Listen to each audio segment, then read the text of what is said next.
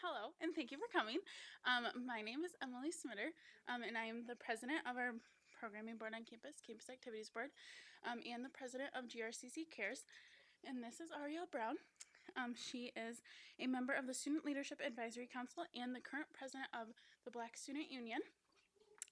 And we are the mistresses of ceremony for this afternoon. And on behalf of GRCC, we would like to welcome you to the 2014 Student Leadership Banquet. And today we are here to recognize student leaders, faculty, and staff who show exemplary leadership on campus and in our community. We would like to recognize everyone for their hard work and dedication throughout the year. Before we get started, we would like to recognize two of our board members in attendance, Chairperson Bert Bleakey and Trustee Richard Weiskamp.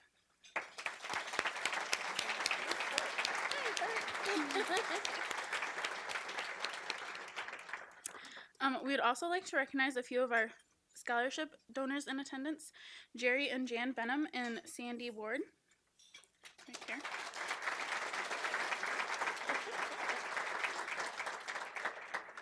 They have graciously supported student persistence and success over the years, and we are fortunate to have them here with us today. To start our program off, we would first like to show our student involvement tribute video produced by Brandon Ozarzak in the GRCC media department. So here we go.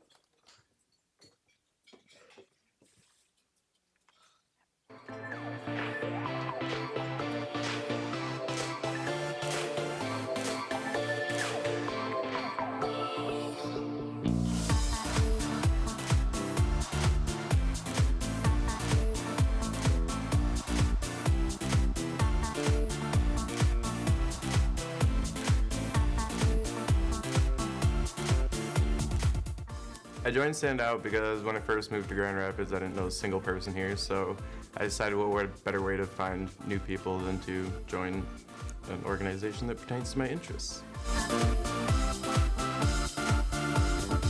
I joined College Republicans because one of my friends, Rob Rogers, invited me to go to Washington, D.C. with him back in June with the other College Republicans around the state.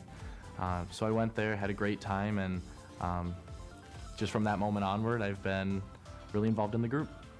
So I heard from my international advisor that there was this awesome organization that I could join, so I decided to be part of it. And I was a member of the International Student Organizations for the first 2 years here at GRCC. And then this being my third year, I actually had the opportunity to participate to become the president, and I happened to be elected, so it ended up being a good choice to join. Well, I was a part of Black Student Union before my first year of college, and when I found out that we had one on campus, I got really excited because it was an opportunity for me to, I guess, meet fellow students of color who are in college trying to get their degree and be successful in their time here in college and in their future.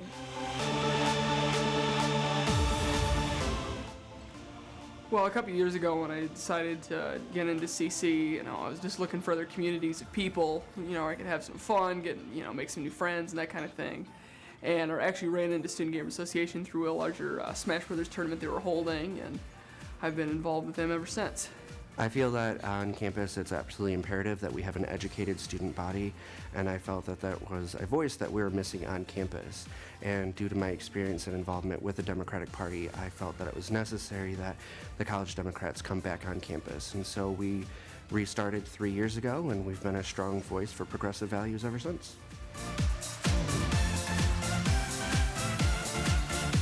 I have been able to flourish.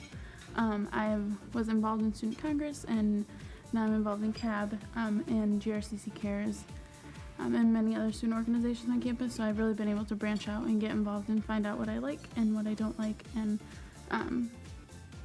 just really, I guess, find out who I am as a person and really who I want to be. You're always the most successful when you're just being you and doing your own thing.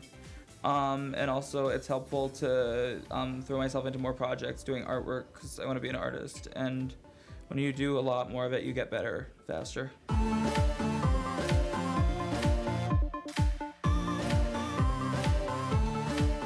The Student Gamer Association has really helped me meet some new people here. I made some really great friends now. It's just a blast being here. Through my advisor, I got the opportunity to get a job. I'm a peer mentor here at GRCC, which I have the opportunity to get involved with the students, talk to them, and meet more people, not just ISO students, but also all around college. And I love that. I'd say it helped me become more of a leader because, again, listening to other people's opinions, it can kind of, I guess, build you up and be like, oh, well, I can have those same opinions too. And there are leaders in the group that are on like the e-board and they help run everything, and you can kind of look up to them and be like, if I really wanted to be like even more of a leader like them, like I could accomplish that. And again, it's just really nice to have a say in a group that, you know, makes just campus better for everyone. ISO has really helped me succeed in that it's brought me out of the classroom and onto campus. And I was always a student who, you know, went straight to class and went straight home.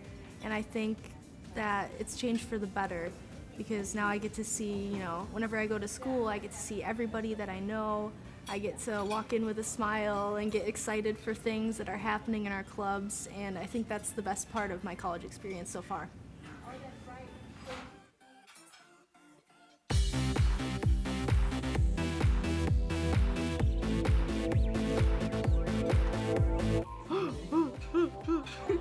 Are you gonna do bloopers?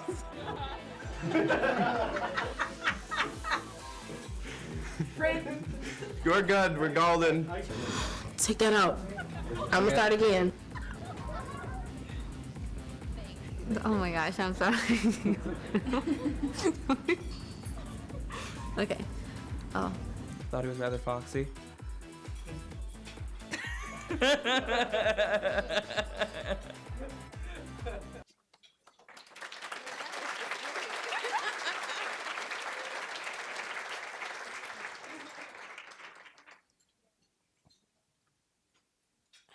Just happened.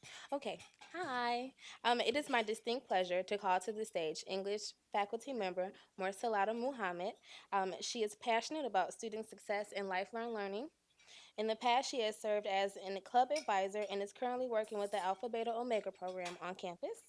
We are grateful that she accepted our invitation to open today's event. Without further ado, please help me welcome Morsalata Muhammad to the stage.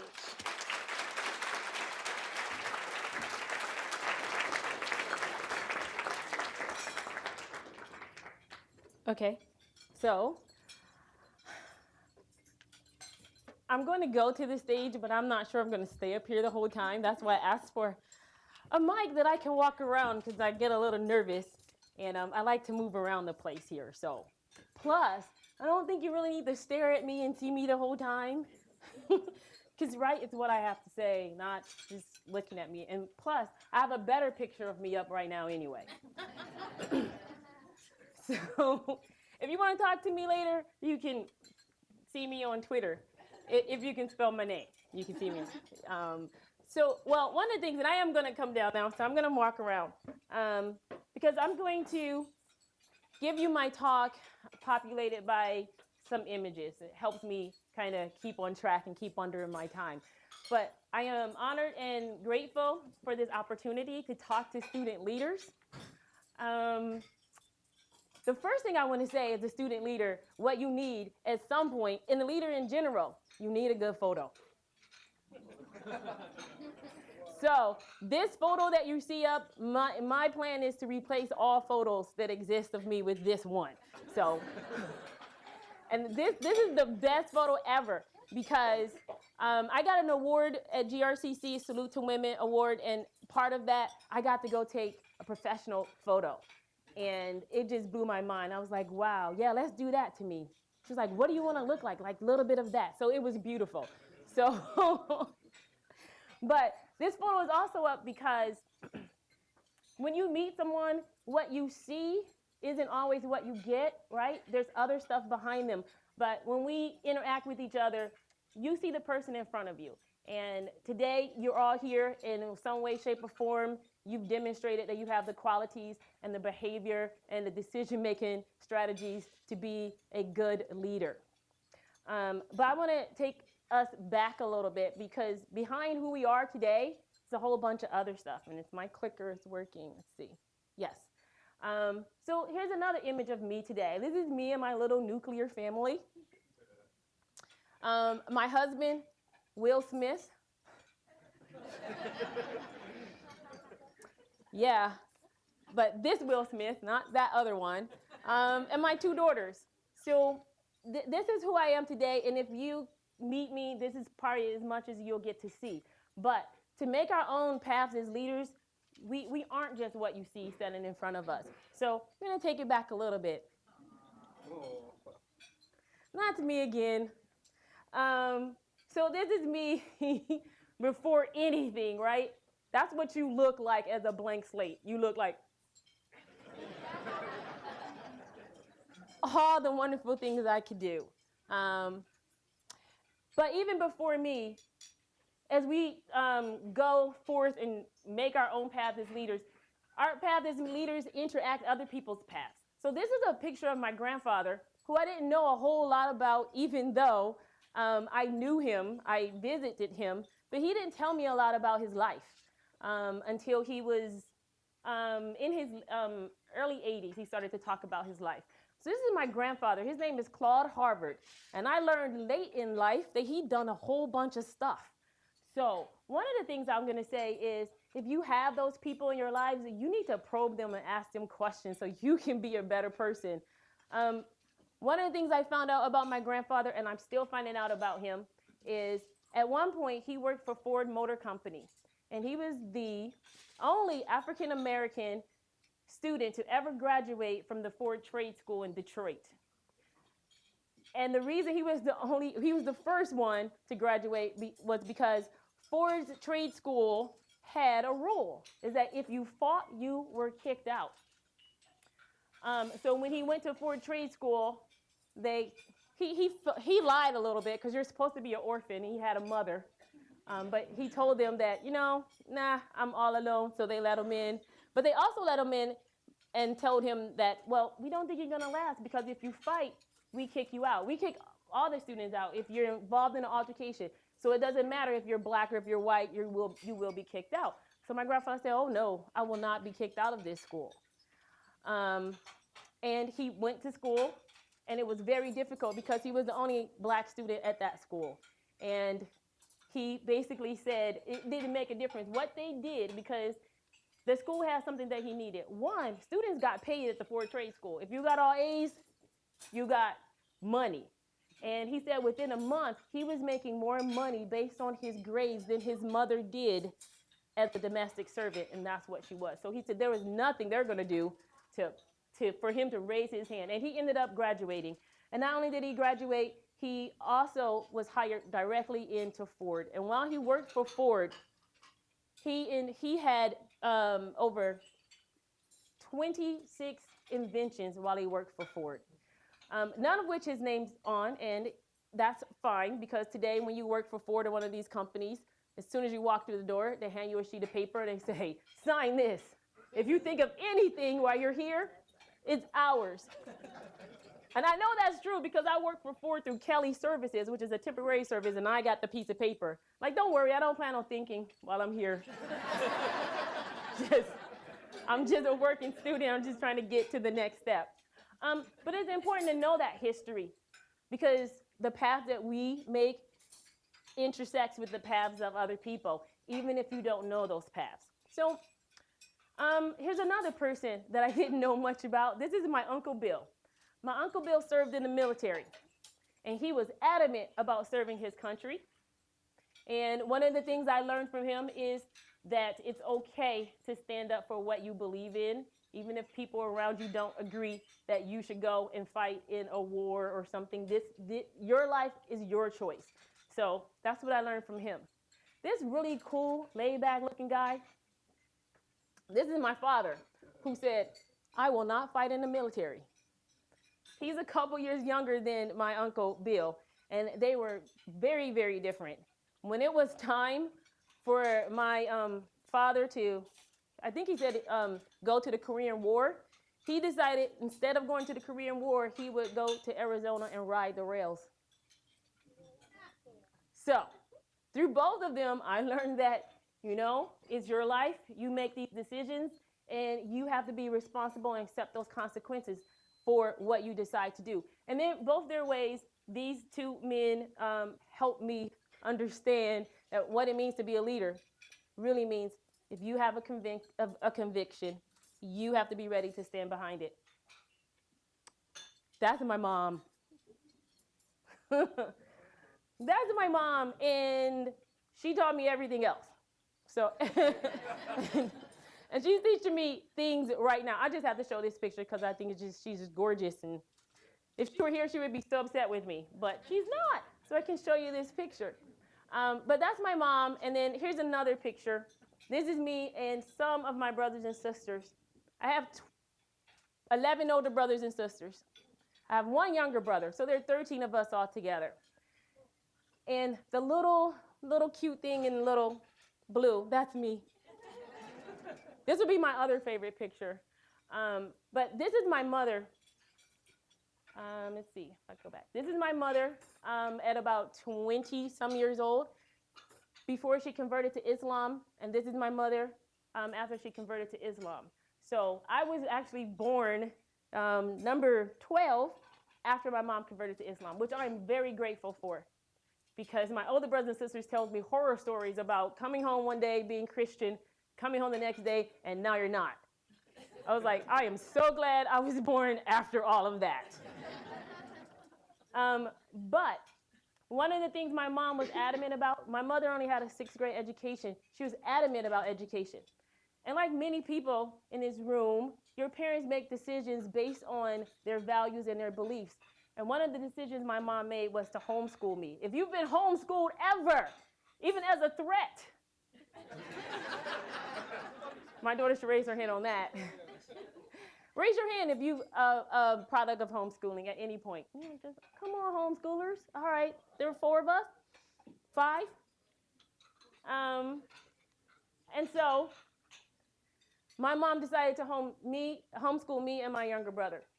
And when I first went to public school, because I went to public school too, but when I first went to public school, it was the most terrifying day of my whole entire life.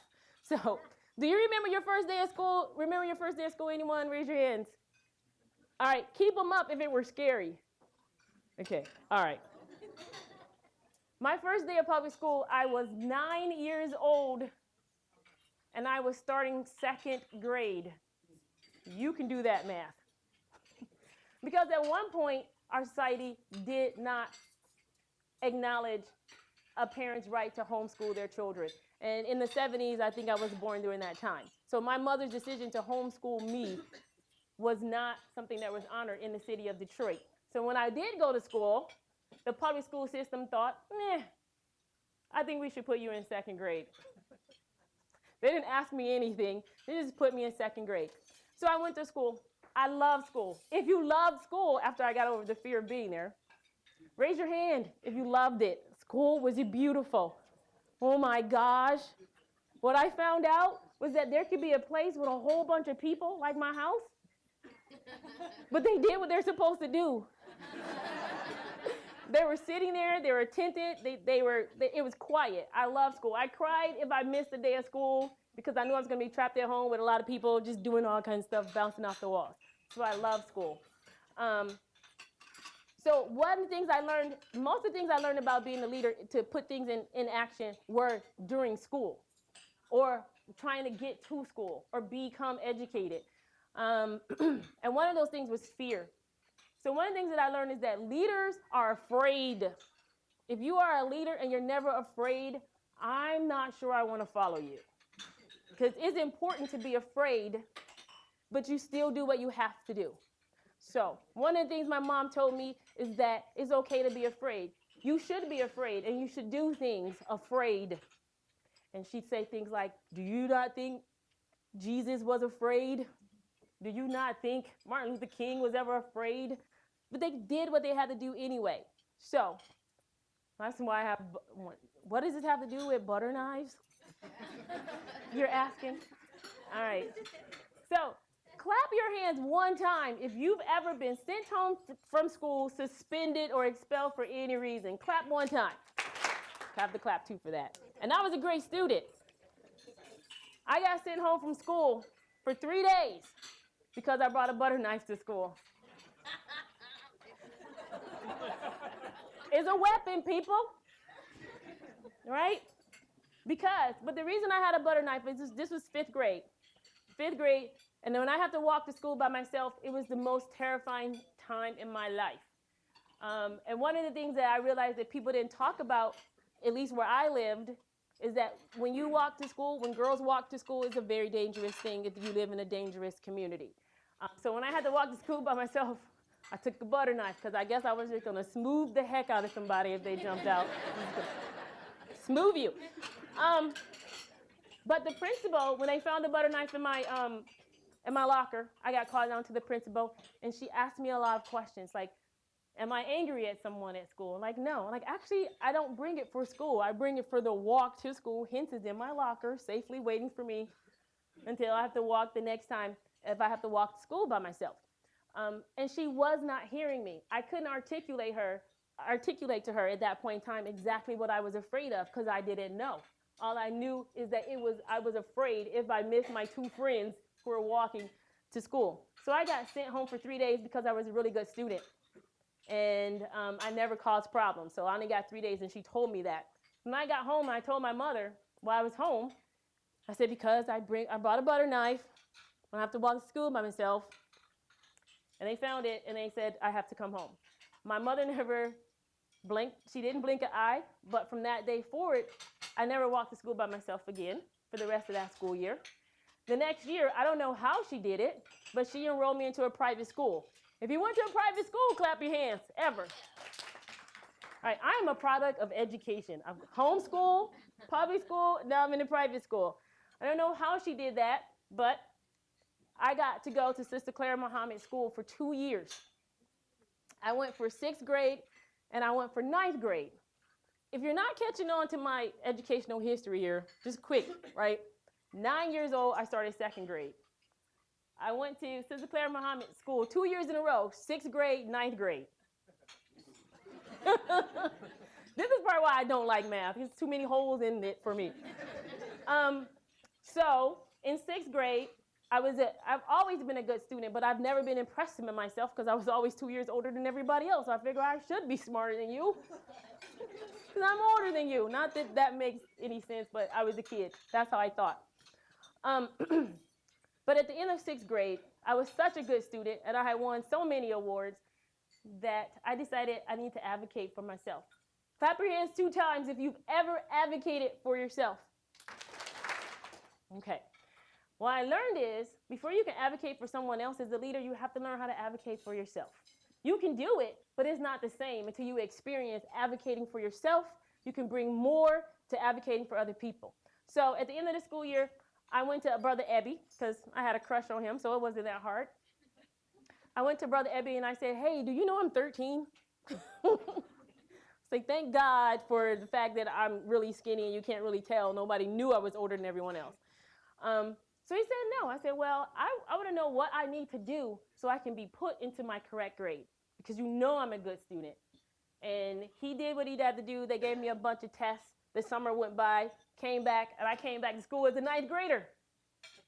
And now everybody in school thought I was super smart.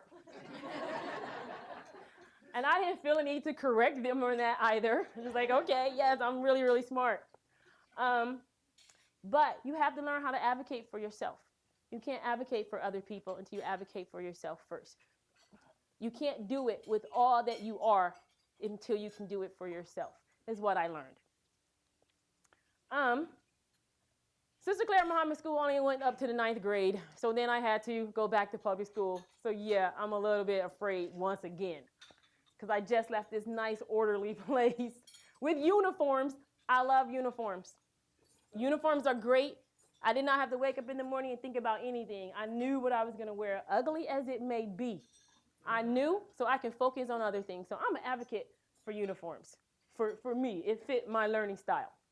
I went to Finney School, high school in Detroit. My family moved around a lot.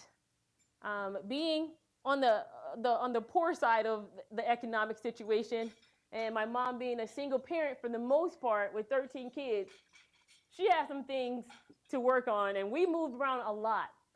By the time I got to 11th grade, we had moved around almost a dozen times in the city of Detroit. And when you move around, you change schools. So what I like to do is, for show of hands, if you have ever stood up for someone else. Okay. This one's going to be a little bit tougher. So if you feel like you're capable of doing it, do this. Have you ever stood up for yourself? Stand up right now. If you've ever stood up for yourself, stand up. Okay. Some people thinking about it, trying to stand up. All right, thank you.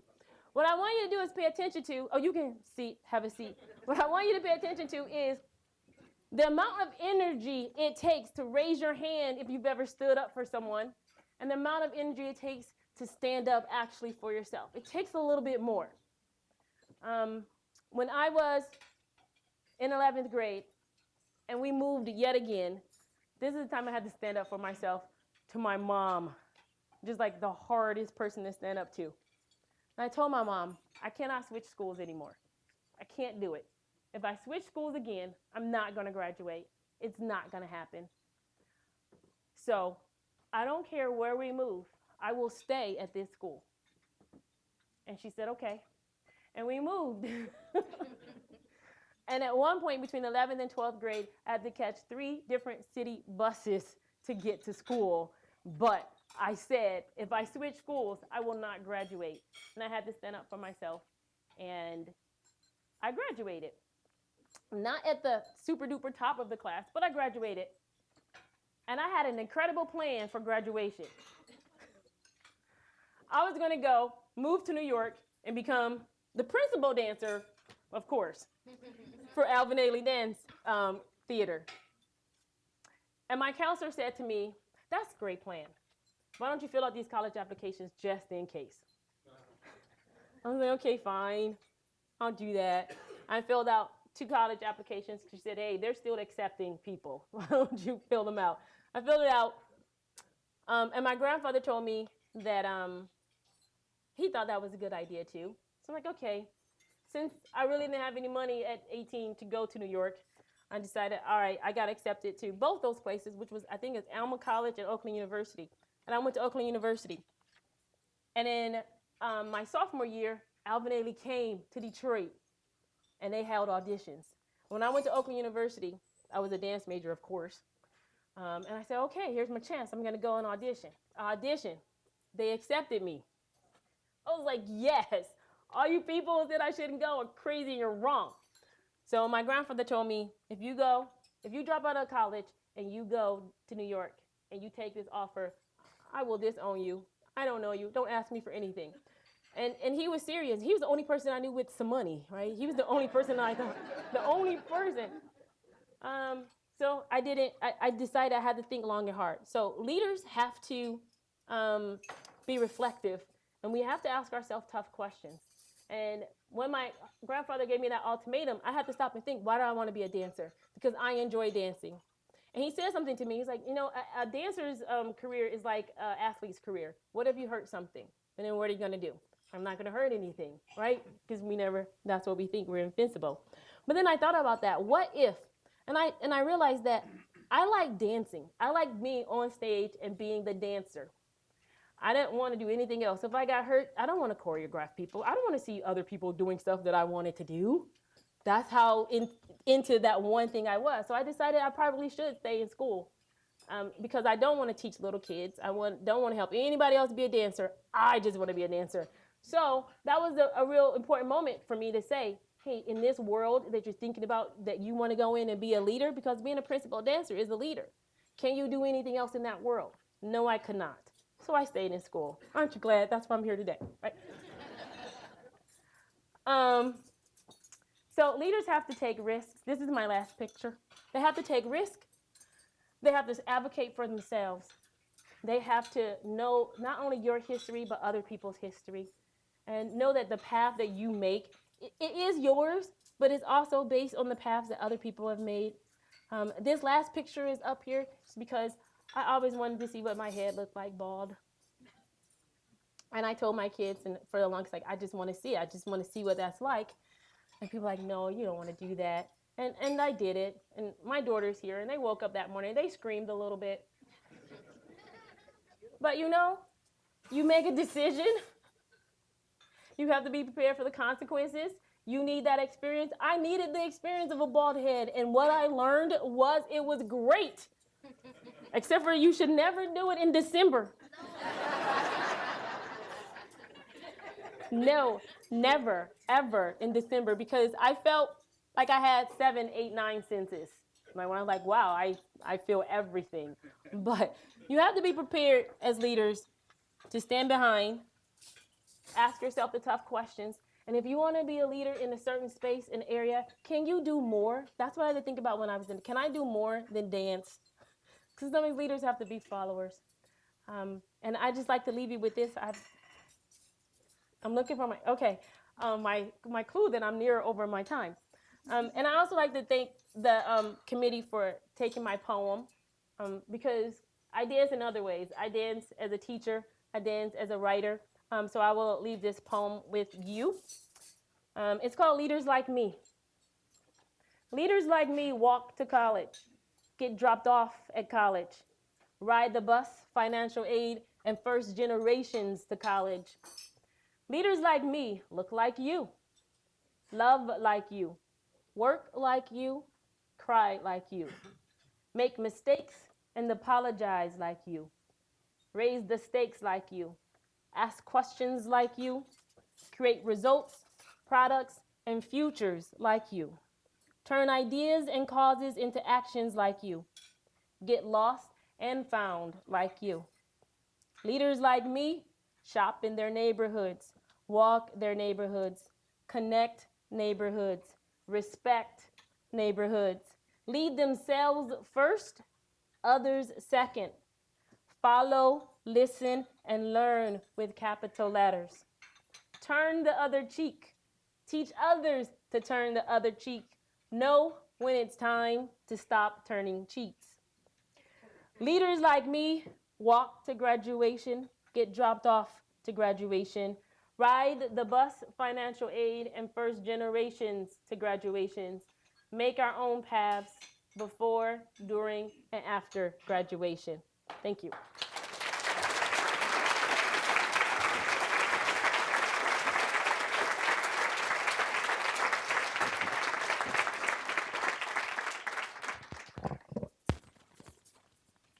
Thank you, Marcelata. So we're going to start the program now. So I am pleased to begin our award program at this time. I'm going to ask that all of our award presenters and award recipients please enter the stage to my left and exit to my right. Our first award of the afternoon is the Outstanding Biology Student Award I'm really nervous. The Outstanding Biology Student of the Year Award. There we go. So at this time, I would like to bring Dr. Gregory Forbes, Dr. Pam Loretto, and Dr. Mathry Douglas, faculty members in the Biological Sciences Department, who will be presenting the Outstanding Biology Student of the Year Awards. Please help me welcome them to the stage.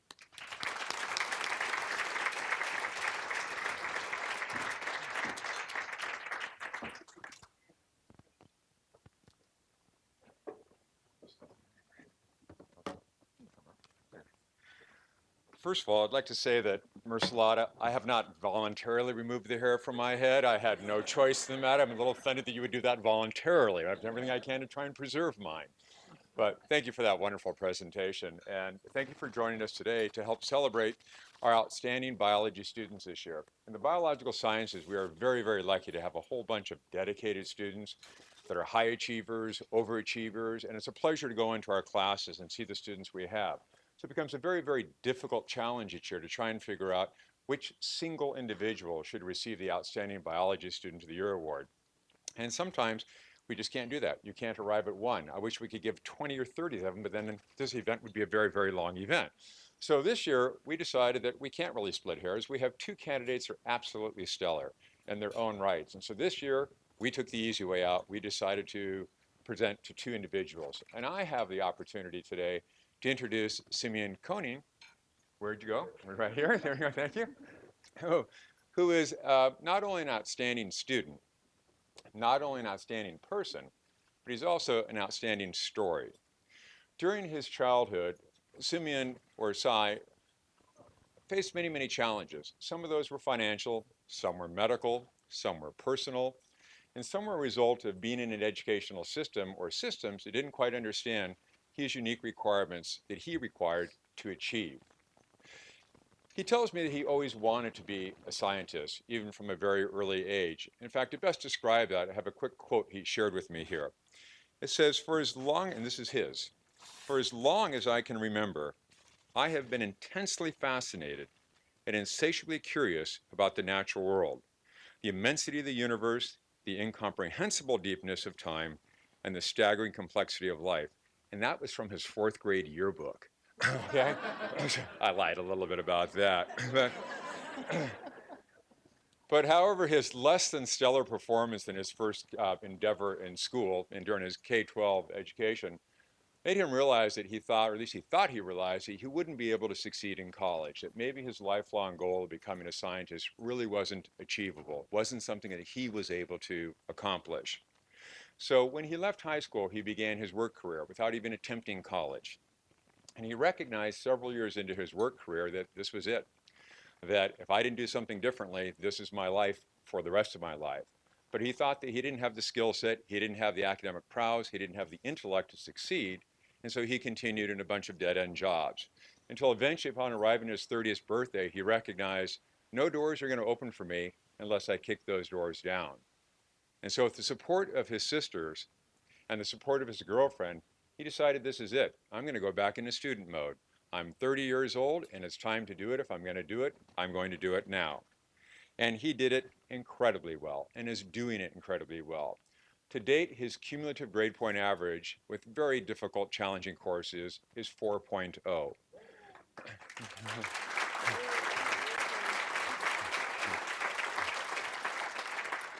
He probably came back thinking he wouldn't be able to find the parking lot, and now he's found his own abilities, and he's done incredibly well. To give you an idea of his overachieving attitude, he took Chinese this semester because he thought it would be interesting, okay? And he's doing very, very well there. He's my top student in my major's biology class. He's the type of student we all wish we had one of to make it worth going to class. When he raises his hand, I always wonder, is this the question I won't have the answer to? Is this the one we'll have to say, well, it's a very interesting article I've just read, let me get back to you. Most of his comments in class actually add to the discussion. They're usually not points of clarity, but they're points of discussion or points of interest that he's come across, to the point where sometimes we have to get back on track because it's absolutely amazing. I love this guy. I wish we could have one in every single class, which of course we do, but his has just been stellar performance. There's an old adage that says, to fall 7 times is to rise 8. Life begins from here. And some will think that this is really a great summary of Cy's life. But he hasn't fallen 7 times. He was tripped. And not only did he rise, he jumped to his feet, and he's been running ever since and achieving. So, Simeon, this award is a simple recognition of what you've already come to know, that your intellect, your personality, your drive, and your aptitude is what's going to make you successful in your academic career and also successful in your life. And when you're winning the Nobel Peace Prize, I would only ask that you mention me by name. Congratulations.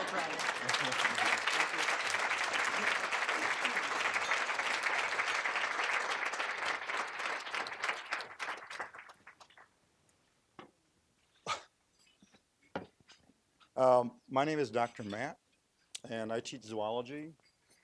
And I had the pleasure of meeting Milena, maybe 3 years ago in my zoology class, where she was a incredibly good student. In fact, she has an A average in her biology classes as well. And just to get this started, her name means shrouded one. And I just want you to know, shrouded in darkness, is that correct? In Armenian? So I think you guys should know Milena is a really pretty name, but there's a little sinister side. And her sinister side is that she loves spiders.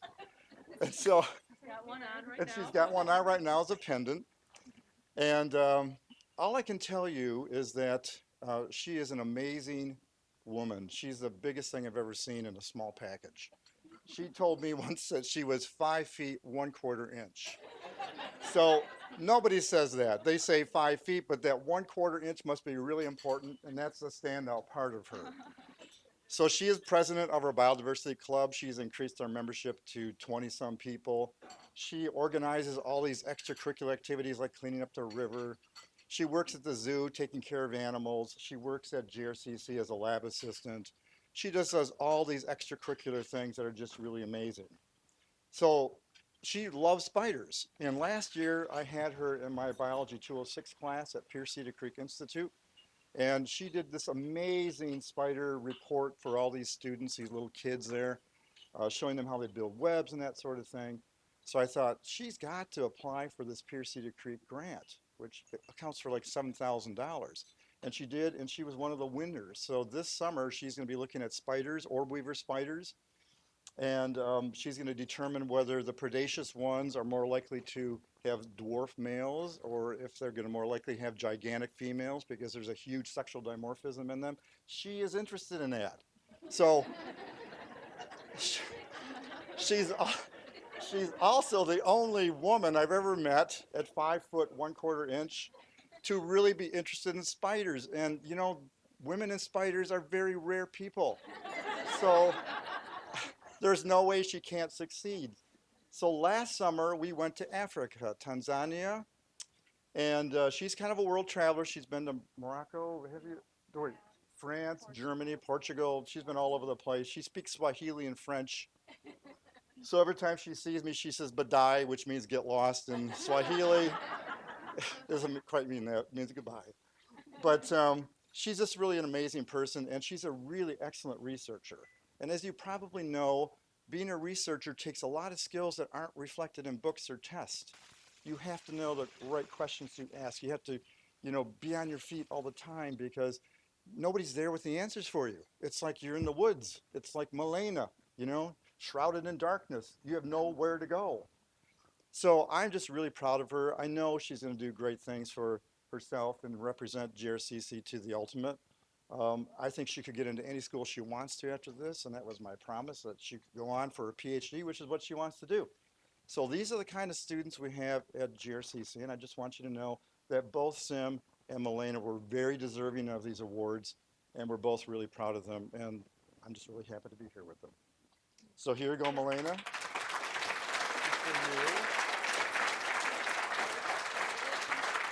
Okay.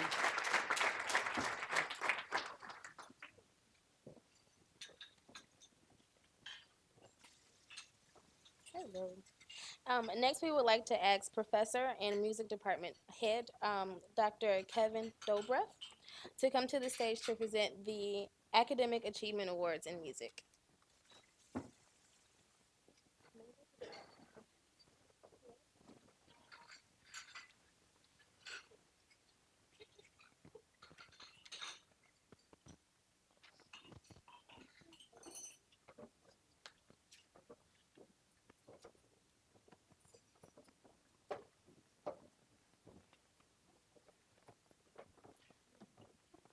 Good afternoon, everyone. Mercelada was absolutely correct. It's frightening up here, and I'm doing it anyway. So it's a pleasure to represent my esteemed colleagues in the music department by awarding 4 music awards, music leadership awards today. And before we do that, I would like to introduce 2 colleagues who are here to help. Dr. Carol Van Randwyk and Dr. Deborah DeWitt will be assisting today. That way I don't have to fumble with words and the awards at the same time. So if you would allow me to tell you a little bit about the 2 awards that we're going to present. And I actually forgot to write it, but fortunately Dropbox is on there, and I said, oh my gosh, can I get it? And there it is. So the Emerging Music Student Academic Leadership Award. This award is designed to recognize emerging student leaders in the music department. Nominees must have been involved with the music department for a minimum of 2 and no more than 3 semesters while contributing to the music department as leaders. This award recognizes current initiative and contributions, as well as future potential. Nominees must be a current GRCC music major. They must be active and involved in a major ensemble. They contribute to the success of the ensemble in ways that exceed musical performance, and they seek to assist and encourage other students in their musical growth. And they have distinguished themselves in academic performance, having a minimum cumulative GPA of 3.0. That was the Emerging Music Student Award. The Distinguished Music Student Academic Leadership Award. This award is designed to recognize students with distinguished service or achievement that demonstrably benefits the music department at Grand Rapids Community College.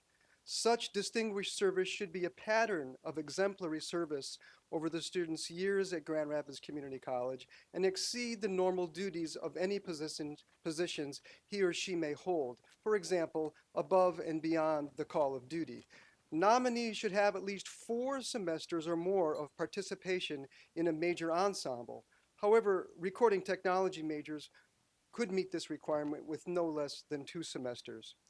Nominees must be a current GRCC music major, demonstrate passion for musical performance, be active and enrolled in any GRCC ensemble, have distinguished themselves showing leadership as a music librarian, music tutor, lab monitor, or in service learning, and other possibilities not identified here.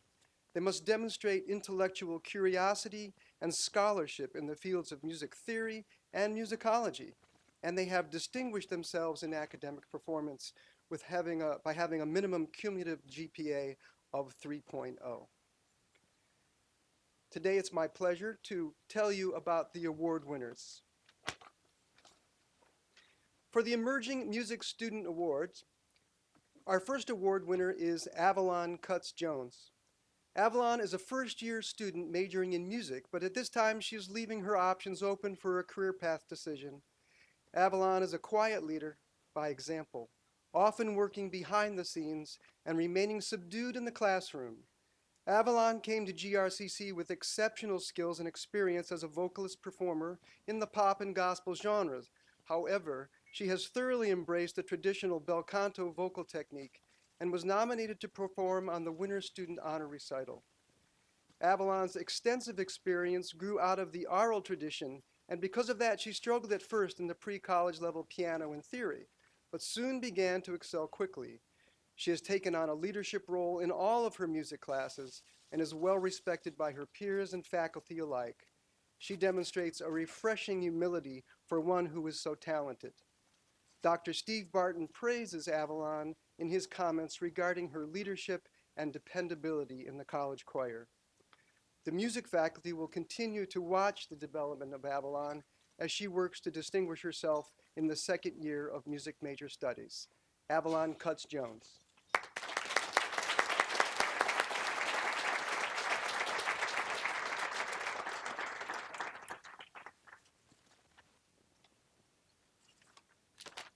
It's on the other side. Our second Emerging Music Student Award will be presented to Brianna Mckendrick.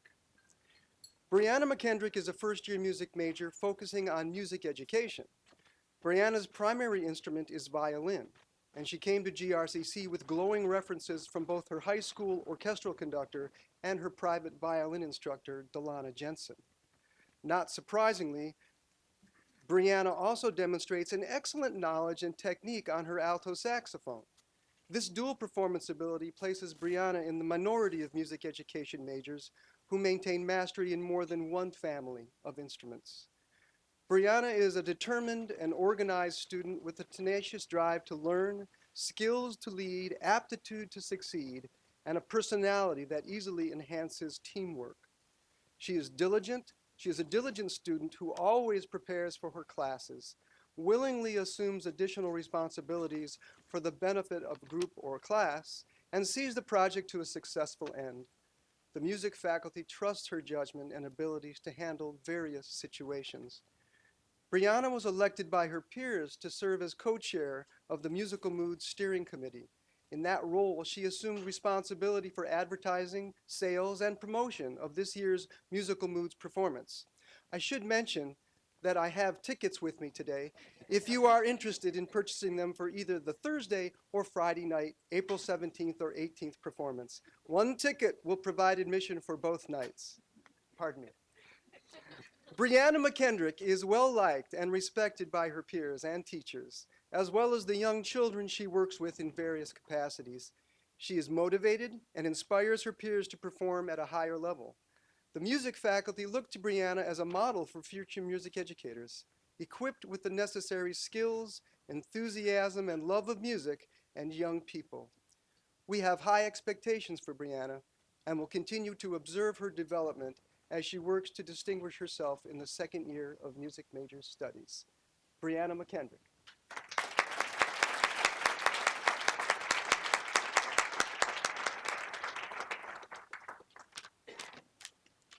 And now I'd like to present the Distinguished Music Student Award winners. Zolly Scott. Zolly Scott is a classroom leader and has publicly shared his educational goals, practice ethics, and goal-setting advice to students in his classes. Zolly has also been recommended as a piano tutor to other music majors who struggle with the piano techniques requirements. Zolly has an attitude that uplifts others. He is always willing to help a fellow student understand something, offering advice, often with humility, playfulness, and joy. Zolly has been involved in most of the instrumental ensembles and steps in where needed. He has performed in the College Wind Ensemble, the Jazz Band, the Percussion Ensemble, the Grand River Winds, and Shades of Blue. Zolly is intellectually curious, seeking to understand the context behind the music in music history. Open to diverse styles, Zolly seems to breathe in the new things he encounters. Zolly is interested in obtaining as many different performance experiences as possible while attending GRCC.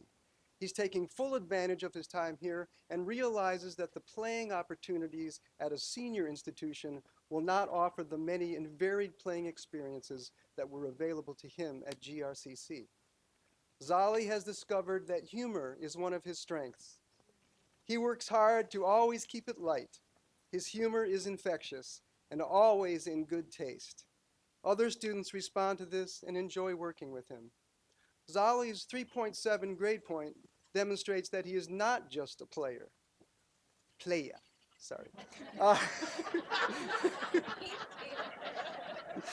Oh no. The work happens in all of his classes. Zolly will leave us after spring commencement and continue his pursuit of jazz studies. Zolly Scott.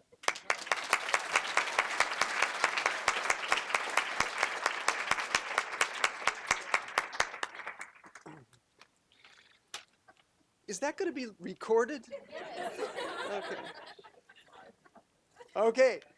Our final distinguished music award winner is Rosalie Baxter. And you may remember that last year Rosalie was one of our emerging award winners. So she has emerged and is now receiving the distinguished award.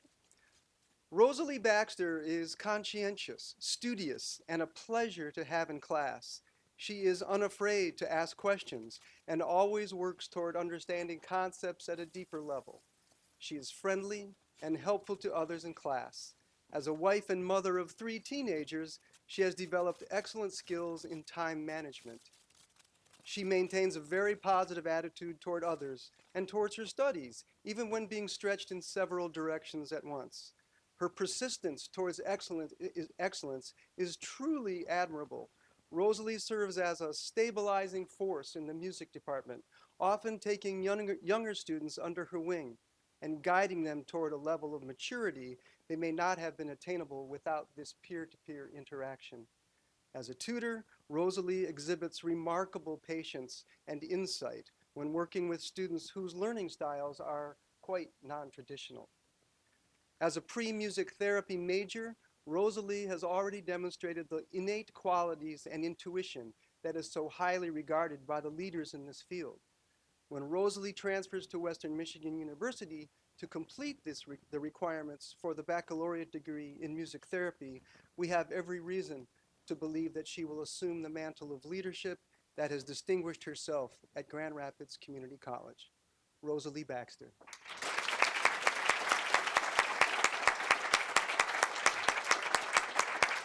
Thank you all very much.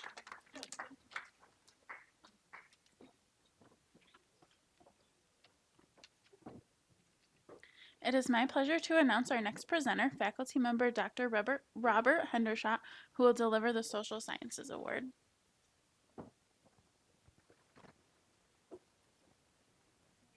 Good afternoon. My name is Bob Hendershot. I'm a member of the Social Sciences Department, and it's my pleasure today to introduce the 3 place winners in my department's annual student research paper competition. And this is the 5th year of my department's annual competition round. The Social Science Department, of course, incorporates history, political science, economics, anthropology, geography, and sociology. In all of these fields, the faculty routinely assign research papers as part of the curriculum. And we do this so frequently because perhaps no type of research, no assignment, no assessment is offering students such a wonderful opportunity to demonstrate their initiative, their analytical abilities, their research capabilities, their ability to effectively express a persuasive argument and to convince an audience that their analysis is indeed the correct one. In short, the research paper brings together some of the most important skills that the social science department seeks to craft and to hone in our learners. All of the papers that were submitted to this year's competition, and we get more submissions every year to the competition, all of the papers were of course A papers and were very effective pieces, and the competition this year was particularly tight for the committee members who had volunteered to rank the submissions. But I'm very pleased to say that we have come to 3 wonderful pieces that the social science department is very pleased to hold up to future generations of students as award-winning papers. So, unfortunately, 2 of the 3 winners were not able to be here with us this afternoon. There were circumstances beyond their control that simply prevented them from attending. But they did ask me to express that they were deeply honored, right, to have their research pieces chosen, and they do wish that they could be here with all of us this afternoon. This year's first place award went to student Peter Witkowski. His paper entitled "The Sour Fruit of Revolution" was produced in Professor Williams's Russian and Eastern European history class. The second place award went to Lindsay Jones. Her essay entitled "The Portrayal of Women in Ancient Theater" was produced for my own history class on ancient world history. The third place award was determined to go to Benjamin Hein, whose paper entitled "Feminism and Power in Global Politics," produced for Dr. Gordon Varusic's political science class, was a very, very effective piece, and I was very pleased to see it in the submission pile because it's focused on, in addition to the role of feminism in international politics, it brought in a wonderful example of theory, and a wonderful use of evidence and very thorough research, and a very original thesis that included looking at Margaret Thatcher and Golda Meir, and a very effective piece. And I am pleased to say that Mr. Hein is with us today, and he's asked to say just a few words here at the podium. Hi guys, I just wanted to say thank you to the committee and to vocalize that for me, college didn't come easy right away, and I didn't give up, and this award has really validated that I belong here, and I'm very, very grateful for that, so thank you.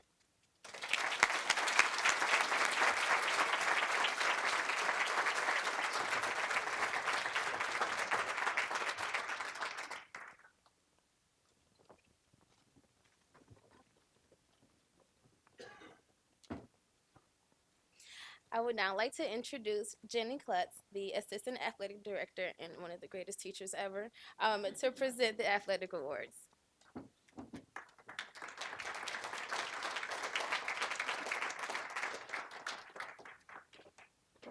Thank you. I appreciate the plug. We're really happy to be here today and honor so many great leaders we have on campus. There are just so many that we had from all departments, so athletics is great to be here. First award we have up is the Mural Store Award for Outstanding Achievement in the Classroom. Our recipient is Jared Mutler. I think I screwed that up. I practiced so many times too. He unfortunately couldn't be here today because he is on our golf team and they are in Indiana playing, hopefully in drier weather. But a couple of things that his coach did share with us. In the 7 years that our golf coach has been here, he said Jared is the hardest working young man he's ever had. A couple of highlights from Jared. He has a 3.8 GPA. In this fall, we were the only two-year school to come to a tournament with 14 four-year schools, and he medaled. He's already signed to go play Division I next year for Eastern, so we're very excited to have him and honor him with the Mural Store Award. To honor our outstanding male student athlete of the year for the Donald Black Award, we asked our coaches to come in and talk about them. So TJ Carnegie will talk about our male student of the year. Thanks, Jenny. I'm honored to be able to accept an award on Nate Hollenbeck's behalf. He had class this afternoon, so wasn't able to join us. But to say a couple things about Nate, Nate actually is a terrible athlete. He's slow. He can't jump. He's not very quick. I wish he was here, actually. This would be great if he was here. His hands are average. The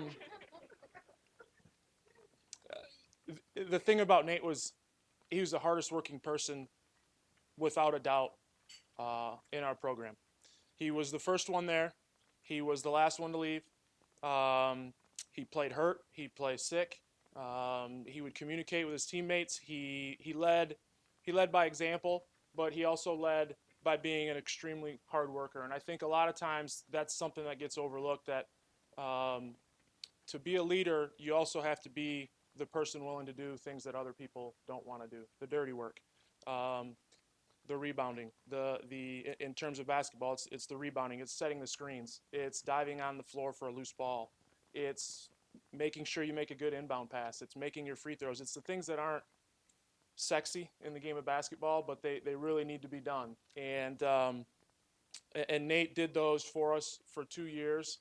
And so when I think of the term outstanding athlete, Nate is outstanding because he was such a hard worker and because he was willing to do all the little things that our team needed to be successful. And I think those things will outshine athleticism anytime. So he's definitely deserving of that award, and I wish he was here to hear what I said about him.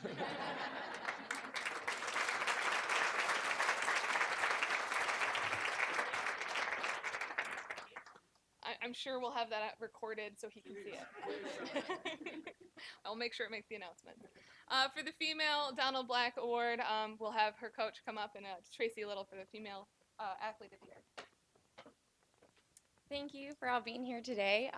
Stephanie Stevens is our recipient for this award, and unfortunately she couldn't be here today. But on behalf, we have two teammates. Come on up, please, Rachel and Alyssa, to accept this award on her behalf. Stephanie, I just finished my second year as the women's basketball coach, and Stephanie was the first person I was able to sign. So she's near and dear to me in many ways. She was a leader. She has this bright sparkle to her eye contact, nodding, knows what she needs to do. As a high school player, she was more of a wing. She had to play point guard for us. Said, whatever you need me to do, coach. One of the things that was kind of a sad thing, but an amazing thing all in of itself, is her first year. We were just starting our second half of conference play, and she had a terrible knee injury at Lake Michigan Community College. But she's so tough, she didn't even go down. She simply kind of started and looked over and said, "Coach, it's bad." But she wouldn't go down. And if you've had knee injuries, you know that they're painful. And old girl wasn't going down. She was going to get off that court on her own will and fighting back tears. Came back this year as a sophomore and just lit up a gym. I mean, she not only is an amazing athlete, but a fabulous young woman who you will hear about, see about, read about, because she's going to do big things wherever she goes. Stephanie Stevens, on behalf, Rachel and Alyssa, thank you. Our last award that we have is the Gordon Hunsberger Award. It actually is a faculty and staff award. It has a lot to do with, we have leadership, we're honoring our students, but a lot of those great leaders we couldn't have here today if it wasn't for the hard work that our foundation does to get the student athlete scholarships that we have to be able to get the students here that we might not be able to have. So I tried my hardest to get this person to come up here. And was sneaky, and with all of my work and effort to try to lie, I'm like, I just need somebody to hold the trophies. Couldn't get Aaron Sisler, who we would like to honor with our this year's Gordon Hunsberger Award. So would you please come up?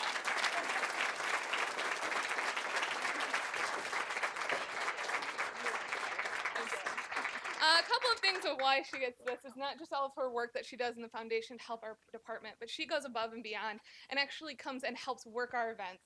She's at every home basketball game working there. She comes in, helps with the book for volleyball. She's always smiling. I've never seen you not smile.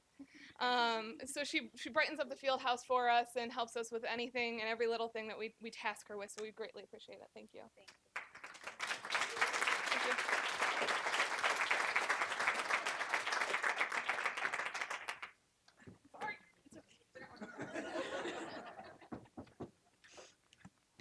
At this time, it is my pleasure to introduce Daniel Zaire, Director of Food Service, and bring him to the stage to present the Creative Dining Services Award.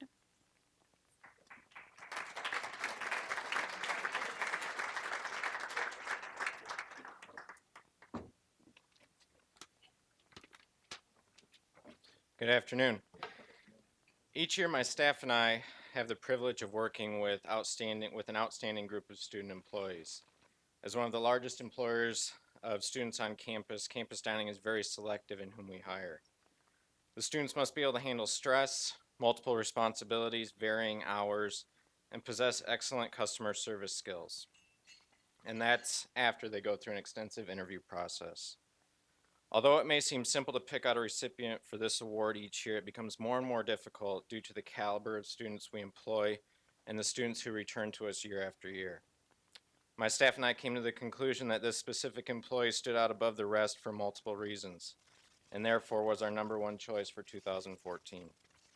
This employee has a work ethic like I've never seen before in any student. Her drive and determination to make the campus dining team successful on a daily basis has truly set her apart. Not only does she have responsibilities as a cook on our stir-fry line, but she is also instrumental in catering operations, cash handling, and cafe management. She is a true asset to our team and invaluable to our operation.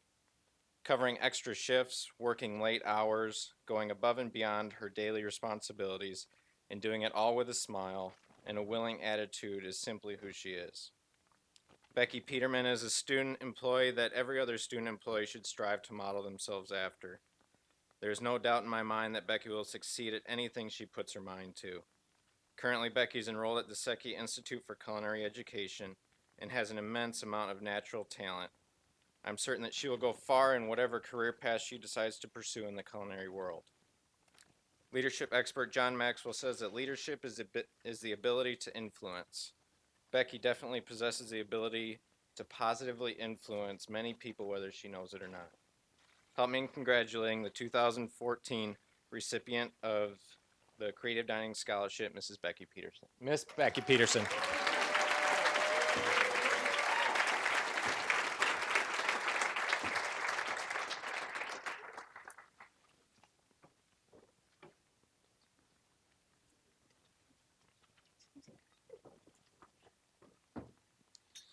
I would now like to introduce Peg Schoenborn, faculty member in the business department, to the stage to present the Outstanding GRCC Business Professionals of America Award.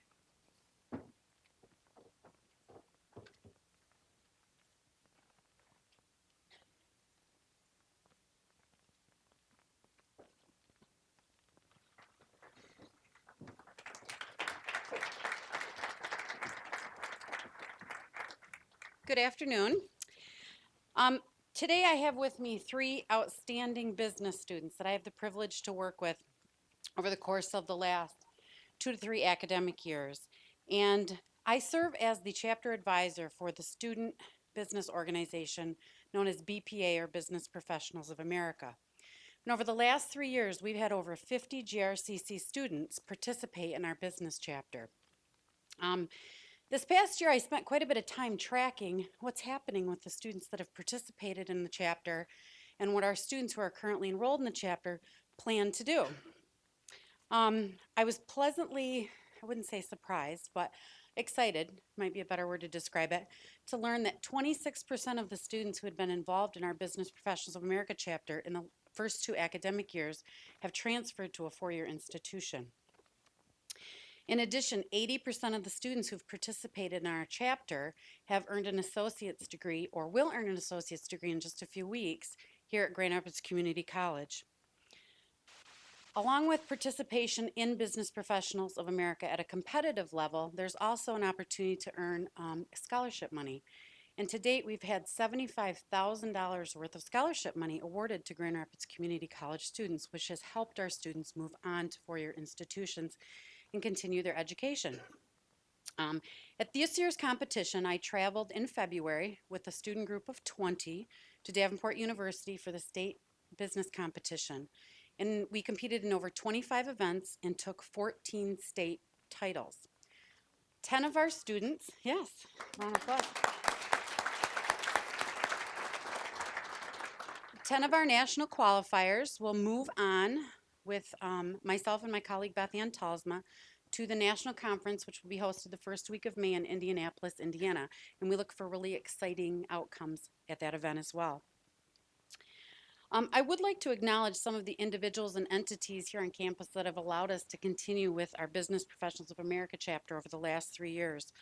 I'd like to thank my colleagues in the business department, along with the administration from the School of Workforce Development and the Grand Rapids Community College Community Foundation. And I'd like to thank them for their continued support. Now I'd like to acknowledge the students who came with me today. I have with me Miss Sally Cooleycamp, Miss Beth Steimel, and Mr. Brandon Klutz. Sally earned an associate's degree in office administration this past spring. With her BPA scholarship money, was able to move on to a 3+1 degree at Davenport University. She's still taking classes with us in her 3rd year here, and plans to move on to a bachelor's in business administration with an emphasis in human resources management. Sally's very active in her community. She is a participant and a team coach with the American Diabetes Association program, Step Out, Walk to Stop Diabetes. She is a volunteer for the Grand River Cleanup and the Alliance for the Great Lakes Beach Cleanup. When I asked Sally if she could communicate to me what her most memorable experience has been throughout her degree here at, seeking her degree here at Grand Rapids Community College, she stated that getting to know her instructors on more of a personal level has been an amazing experience, that she felt her instructors were genuinely dedicated to her success as a student and her success in the workforce, and were able to work with her with an available and a flexible schedule, and that had supported her experience here in a positive manner. This year, Sally took state level awards, first place in our office administration team, and also placed at the state level in advanced office systems.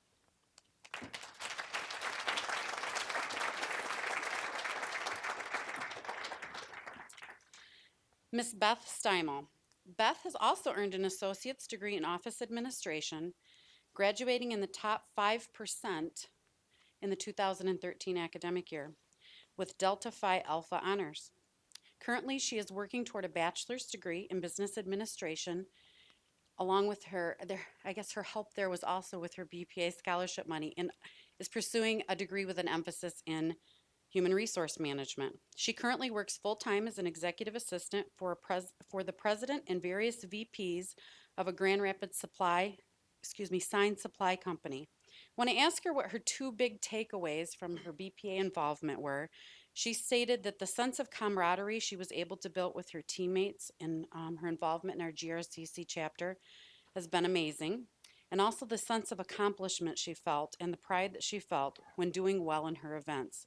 And she felt that this was an indication that she had picked the right program of study here at Grand Rapids Community College. This year, Beth walked away at the state competition with 3 first place takes. She placed first in our administrative support team, first in the advanced office systems event, and also first place in advanced word processing. Congratulations, Beth.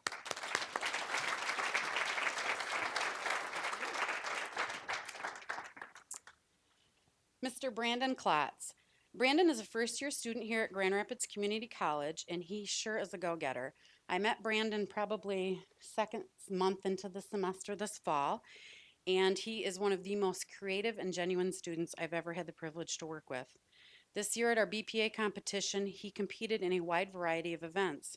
He placed at the state level in the fundamentals of web design, graphic design and promotion, and also participated and placed with our video production team.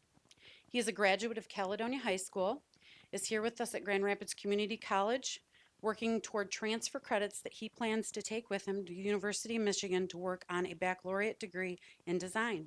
He is currently employed with Chemical Bank and is also an intern with Adobe. He has communicated to me on several times his involvement with the Urban Institute of Contemporary Arts during the Art Prize season.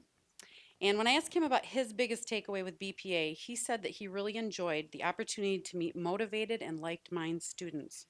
Thank you very much, Brandon.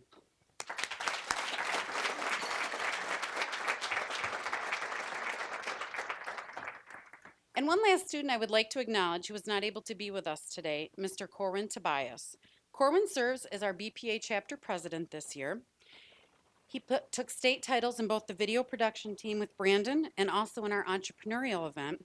And today is competing in the M-West Challenge at the M-West Challenge at Grand Valley State University, where 60 college students are competing in a business plan competition representing Grand Valley State University, Grand Rapids Community College, Kelvin, Hope, Aquinas, Kendall, Cornerstone, and Davenport. And we wish Corwin all the best of luck this afternoon. Thank you.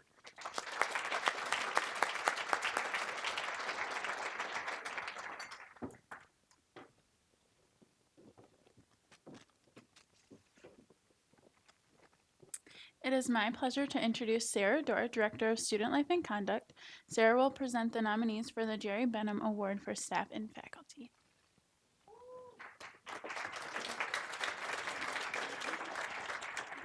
First of all, thank you everybody for being here. I know we're running just a little behind schedule. I promise these next few will go pretty quickly to get us to the end of the program, so we encourage you to stick around if you can, because there's a lot of great awards coming still.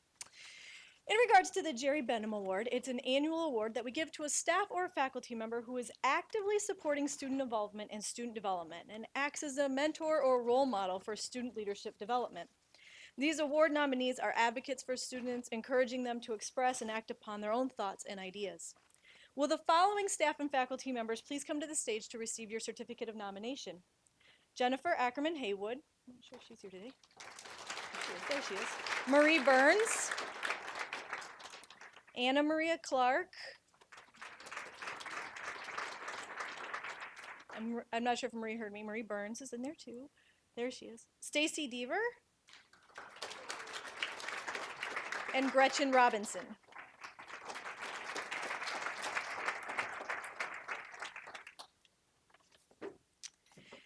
It is my pleasure to introduce to you the recipient of this award.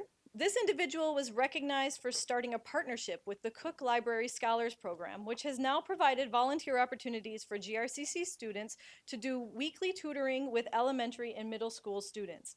She has also forged a partnership over the years called TRIPS, which stands for Trio Partners in Service, where our TRIO program partners with the programs from other schools to do service in the community every month. In addition to these great partnerships implemented by this individual, she still finds time to be a mentor, advocate, and role model for our students. She graciously gives of her time and resources to help students' success. The nominator for this individual wrote, "She actively supports students and acts as a role model for their leadership development. She pushes them and sometimes pulls them beyond where they thought they could ever go in so many ways." Please help me in congratulating Anna Maria Clark as the 2014 recipient of the Jerry Benham Award.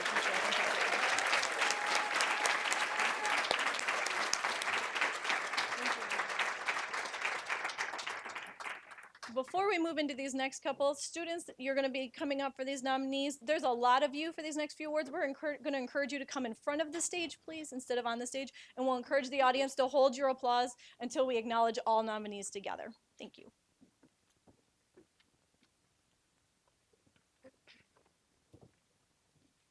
It is my pleasure to introduce Ross Pike, former member of the Student Leadership Advisory Council, current member of GRCC College Democrats and Women's Issues Now, and last year's award recipient, to present the nominees for the Benham Service and Civic Engagement Award.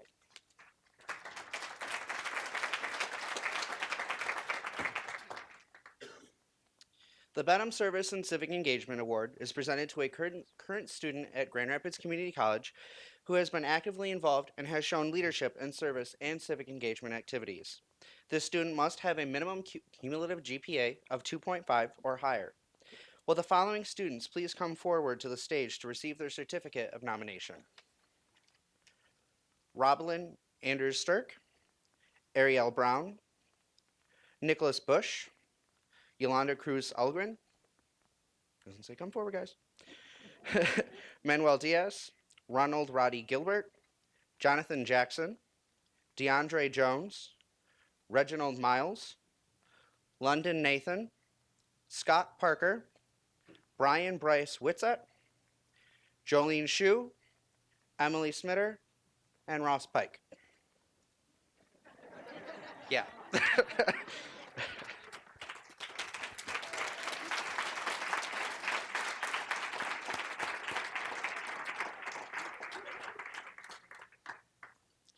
It is now my pleasure to introduce the Benham Service and Civic Engagement recipient for 2014. This recipient is the Vice President for the International Student Organization and an active member in the Hispanic Student Organization. She is also a TRIO student and peer mentor for the TRIO Student Support Services program at GRCC. In this role, she assists other students with navigating college and supporting them on their path to success.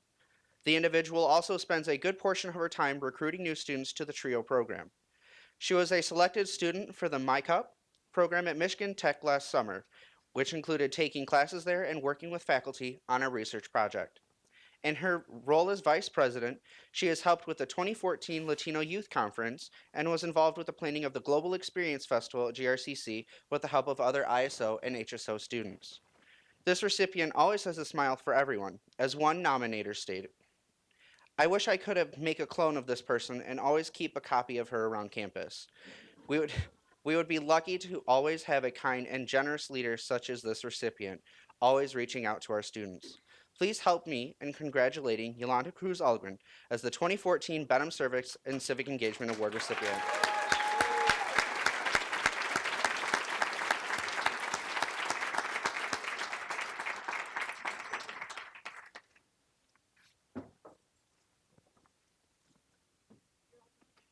Wait while our MCs get back up here.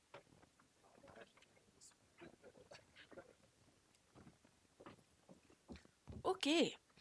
So next I would like to invite Nick Bush, member of the Student Leadership Advisory Council and the current president of Standout, to the stage to present the nominees for the Cedric and Sandy Ward Leadership Award.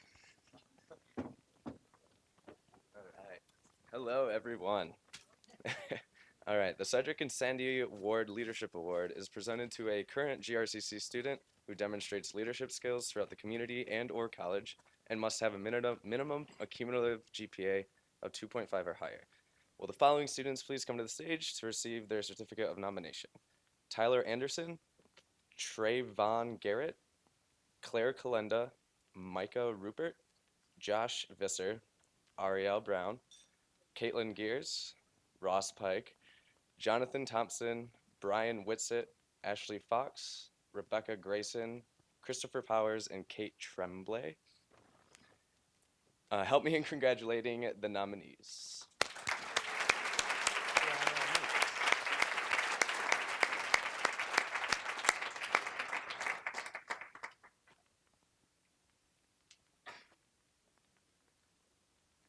Oh, cool. Where? Oh my gosh. This one? I was not informed.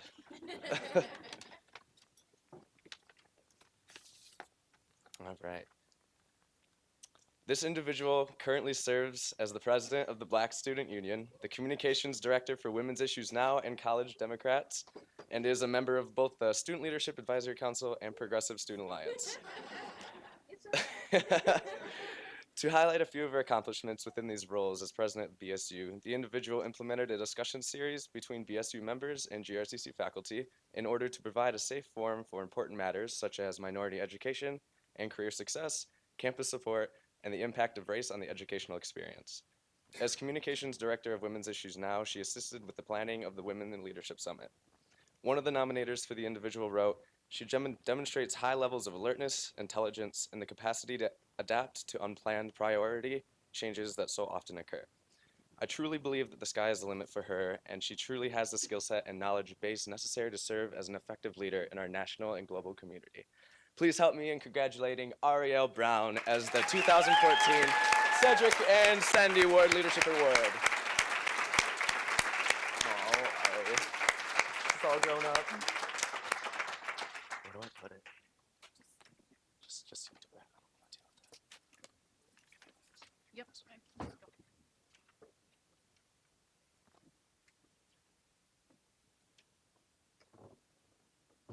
Well, yay. I would like to invite Evan Macklin, coordinator of Student Life and Conduct, to the stage to present the Dr. Martin Luther King Jr. Award.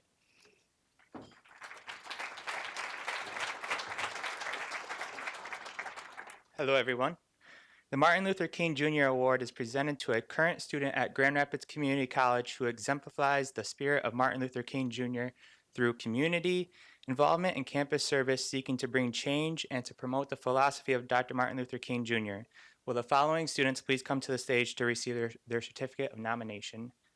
Ariel Brown. London Nathan. Sean Smith. Todd Johnson. Ross Pike. Brian Whitsat. DeAndre Jones, and Alexis Ryans.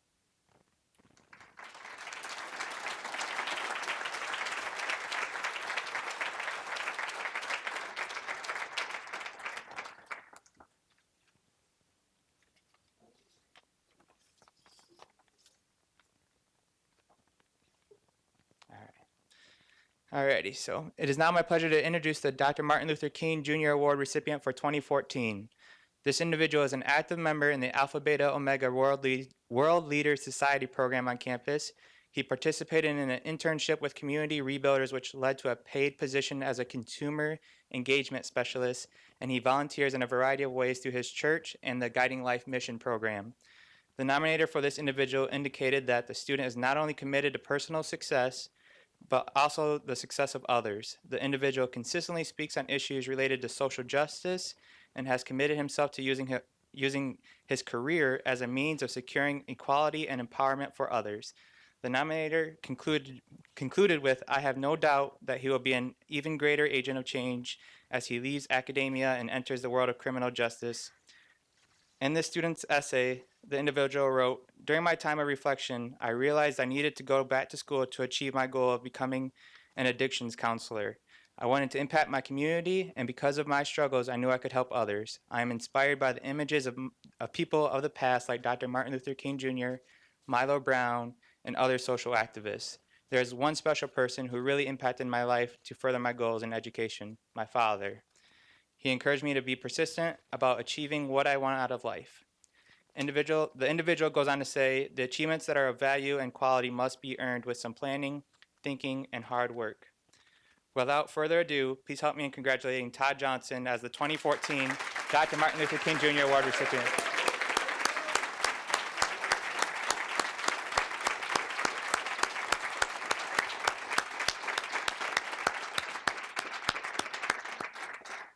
Congratulations, Todd.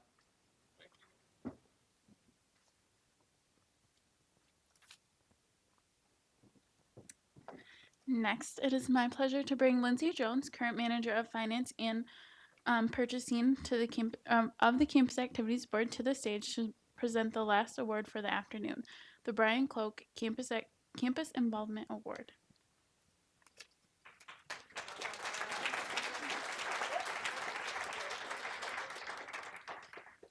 The Brian Klutz Campus Involvement Award is presented to students who are active and involved in student activities and campus life.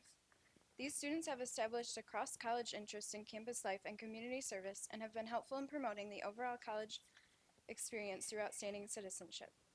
The student must also have a minimum cumulative GPA of a 2.7 or higher. Will the following students please come to the stage to receive their certificate of nomination? Ariel Brown, Clayton Cummins, Caitlin Gears, London Nathan, Danielle Norman, Rafael Pastrano, Ross Pike, Alexis Ryans, Christina Stewart, Jacqueline Zeman, and Richard Zamenek.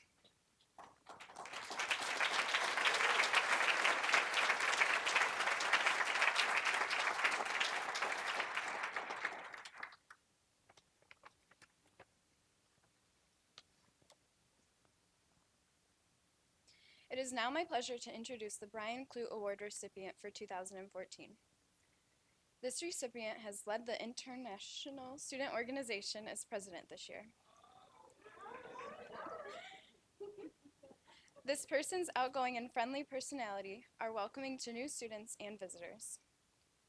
He enthusiastically leads the group in events, as well as off-campus and programming. The individual has been able to use his connections with leaders in other student organizations to help ISO partner with other groups' projects, including getting the German club connected with the Global Experience Festival. The recipient is a music major and an active participant in the GRCC Guitar Ensemble and played at the Mid-America Guitar Festival. This year, this person is in the GRCC Mariachi Band, performed twice in the honors recital as a soloist, and twice in the Musical Moods concert as part of the ensemble. This recipient has earned the Kenneth R. Morris Guitar Scholarship 2 consecutive years, and the Klassen Jones and Crescendo Scholarship this year. One of the nominators for this individual wrote, "He is proud of his heritage and is passionate about music. His involvement on the GRCC campus reflects that.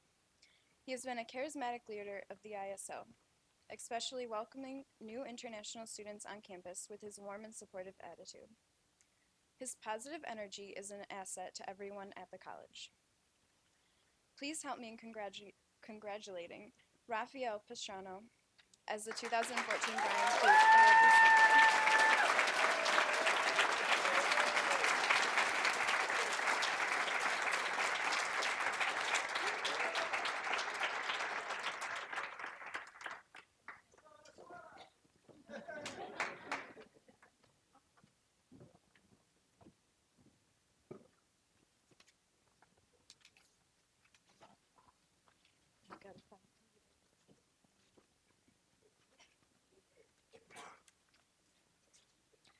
All right. As you can see, we have incredible students, staff, and faculty that have accomplished great things this year. Many of you know that GRCC will be celebrating our centennial during 1415, marking 100 years of commitment to our students and community. For those students who will still be here, it will be an exciting year to be engaged on campus, and we hope you will join us for the many activities being planned. If you are seeking additional opportunities for engagement or leadership, please feel free to speak to any of us in student life for potential options. Again, congratulations to all of our award nominees and recipients. We would like to close by thanking a number of people. First, all of the presenters, faculty, and staff who joined us today, GRCC Media Services, the Grand Valley State University Conference and event planning staff for their contributions, and a special thank you to Ariel and Emily for serving as our mistresses of today's ceremony.